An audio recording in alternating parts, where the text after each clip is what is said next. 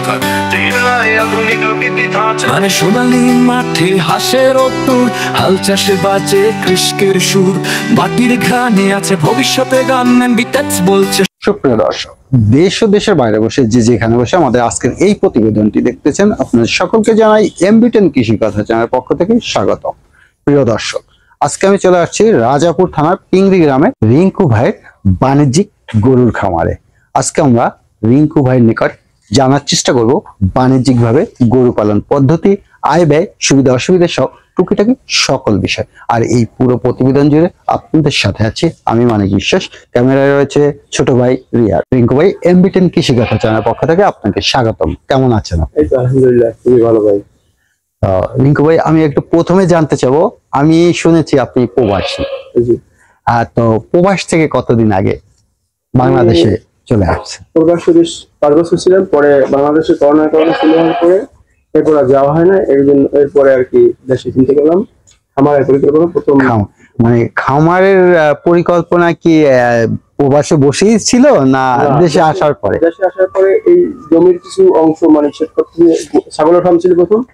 আমার দাদা ফজিলত মাস্টার উনি দিয়ে দিয়েছে, এর জন্য আগ্রহী হইলাম যে এর ম্যাক্সিমাম সম্পত্তি ফার্মে তারই। ম্যাক্সিমাম সম্পত্তি দাদার? হ্যাঁ, ফজিলত মাস্টার উনি নিজে অনেক সহযোগী করছেন, যার জন্য আগ্রহীপূর্ণ হবে। পরে এই গরু সেট করে গরু। আসলে এটা কত সাল নাগাদ করেছিলেন? এটা 2020-এর দিকে। 2020 সালে, মানে বিগত 5 বছর হয়ে গেছে। তো যখন আপনি প্রথমে সেট করছিলেন তখন কতটা গরু দিয়ে শুরু করেছিলেন? সময় তো কাউন্ট করা হয়, তবে ছাগল ছিল, ছাগল আর ভেড়া ছিল তিন শুরু করে আর কি। তখন ছাগল আর ভেড়া, মানে গরু যখন উত্তোলন করলেন তখন কটা গরু দিয়ে শুরু করছিলেন? গরু প্রথম ছিল 5-7টা ছিল। 5-7টা গরু দিয়ে। কোন প্রজাতির গরু দিয়ে শুরু করেছিলেন? শাহিওয়ালের। শাহিওয়ালের ক্রস। এগুলা কি মানে গাই গরু যেটা বলা হয়, গাভী যেটা, এটা নিয়েছিলেন? এটা কি বাচ্চা সহ নিয়েছিলেন না? বাচ্চা নিয়েছিলাম, পরে বাচ্চা সহ কিছু কেনা হয়েছে। এখন তো আলহামদুলিল্লাহ অনেক গরুই আছে। ওই পাশে একটা সেট আছে, তো বর্তমানে আপনার দুটো সেট আছে, আমরা যেটা জানি। দুটো সেটে সর্বমোট কতটা গরু রয়েছে? 40টার মতো রয়েছে। তো আমরা এই সেটে যেগুলো দেখতে পাচ্ছি বেশিরভাগই বকনা বাছুর মনে হয়।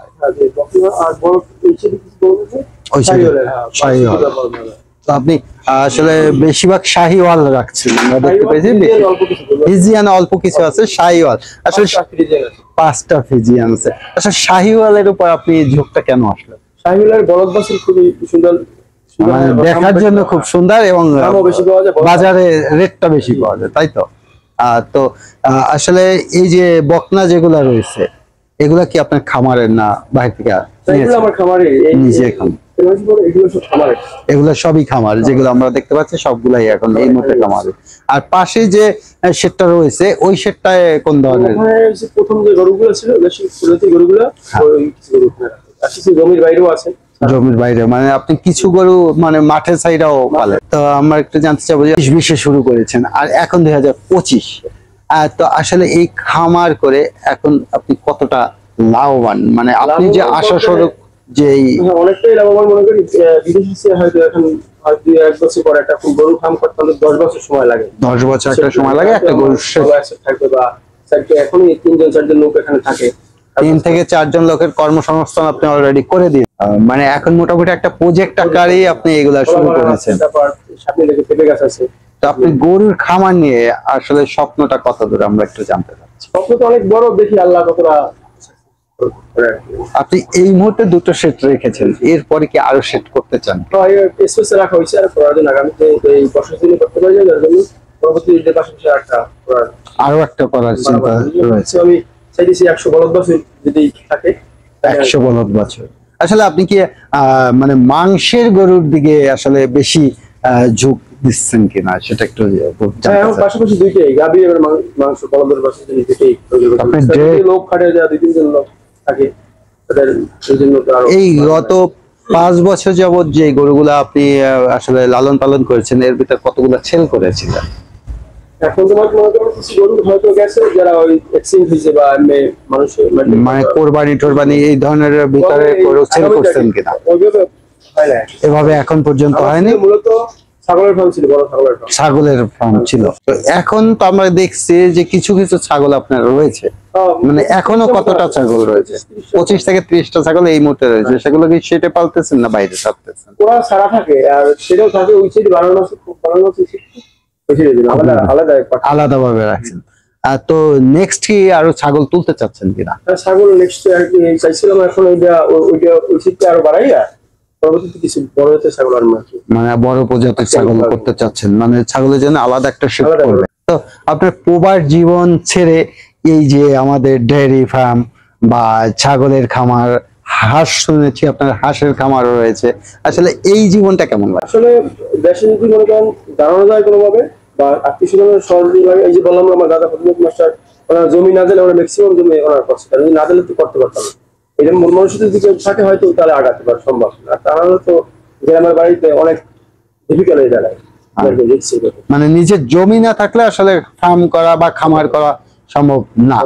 তাছাড়া টুকটাক পালা যায় 10-12টা, জমি লাগে, ঘাসের জন্য লাগে, স্পেস লাগে, মানুষ গরু ছাড়া লাগে, অনেক গরু থেকে তো ছাড়তে হয় না, তো অনেকদিন বাংলা থেকে গরু সমস্যা হয়ে। যাই হোক, আমরা একটু জানবো আসলে ভাই আপনার গরুর যে রোগ বালাই সম্বন্ধে, আসলে গরুকে কি ধরনের রোগ এফেক্ট করে এবং সেগুলো প্রতিকারটা কি? হয় না তো গত 3-4 বছরে এখন পর্যন্ত আপনার সমস্যা হয়নি, জরায়ু সমস্যা হয়েছিল, তো সেটা কি প্রতিকার করা গেছিল কিনা? কিভাবে কি করতে জানি? এটা প্রতিকার ওই ইয়েলো সার ছিল, এটা দিনেশ মজুমদার, হ্যাঁ ভালো মানুষ ছিল, উনি অনেক সহযোগী করছে ফার্মের শুরু থেকে, উনি একটা নাই ট্রান্সফার হয়ে গেছে, উনি জিনিসটা করছে। আপনার ওই যে গরুটা প্রবলেম হয়েছিল ওই গরুটা এই মুহূর্তে খামারে রয়েছে, ওই সাইডে আছে, ওই সেটে রয়েছে। তো আমরা একটু জানতে চাবো যে আপনার এখানে আমরা একটা ষাঁড় গরু দেখতে পাচ্ছি সামনে, বড় মোটামুটি বড় একটা ষাঁড় রয়েছে, এটা কি আসলে আগামী কোরবানিতে সেল টেল করবেন কিনা? কোরবানির আগে আরো গরু তুলবেন কিনা? জি, আমি ওই যে সেটা শিফট করছি, একটা কন্টেস্ট করছি আমরা বাসার জন্য কাটার জন্য, আর ওই সাইডে সেটা দেখবেন, ওই সাইডে একটা আছে, ওই সেটে সেটে অবশ্যই আমরা ওই পাশের সেটে যাব এবং দেখাবো। তো আমরা আসলে আপনার আরো খামার রয়েছে, হাঁসের একটা খামার রয়েছে, তারপরে আমরা শুনছি পেঁপে চাষ করেছেন আপনি, বাণিজ্যিক ভাবে পেঁপে চাষ করছেন, আমরা একটু পেঁপে চাষ দেখতে চাবো।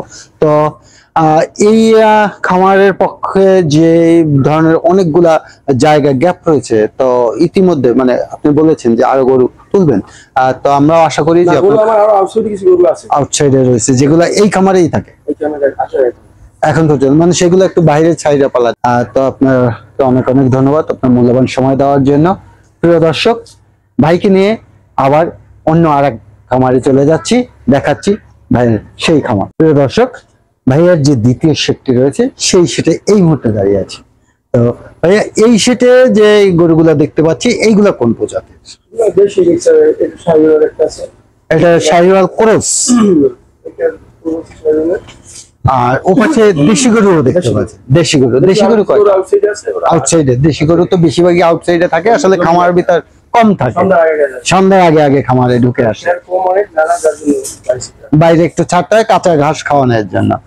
তো ভাই দেশি গরু কয়টা রয়েছে? দেশি গরু ওই কিছু একটা ছোট ঘর আছে, যা কিছু আছে ওখানে আছে 6টা, দেশি গরু 15 থেকে 16টা গরু রয়েছে। আচ্ছা ভাই, এই যে মানে বিদেশি যেটা আসলে শাহিওয়াল, তারপরে রয়েছে আপনার সিজিয়ানো রয়েছে, তো এর ভিতরে যে দেশি গরু রাখতেছেন এতে কোনো ধরনের প্রবলেম হচ্ছে কিনা? না, প্রবলেম হচ্ছে তাছাড়া ওরা আলাদা করা হয়েছে, আলাদা করা ওটার ভিতরে কিছু রাখা হয়েছে। তো আপনি কি দেশি গরুর আসলে শেড বড় করতে চাচ্ছেন কিনা? ভবিষ্যতে যদিও লাভ বেশি, দেশি গরু তো বেশি লাভ, এইগুলো অনেক লাভ, আর ও তো অনেক খাবার খাওয়া মানে লাগে না। দেশি গরুটা আসলে পালা বেশি, লাভটার মানে হলো যে খাবারটা কম লাগে, এটাই কি প্রধান?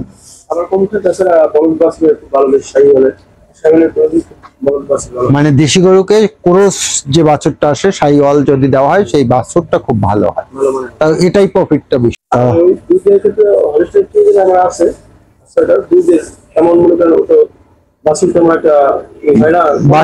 বাছুরটা মানে ভালো হয় না। গরু 10টা আর একটা খরচা।